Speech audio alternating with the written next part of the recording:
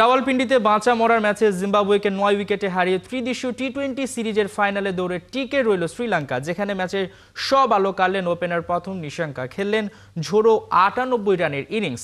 ১৪৭ রানের লক্ষ্য তাড়া করতে নেমে শুরু থেকে আগ্রাসী ছিল লঙ্কানরা। পাওয়ার প্লেতে ৬৪ রান তুলে ম্যাচকে রীতিমতো একপেশে করে দেয় তারা।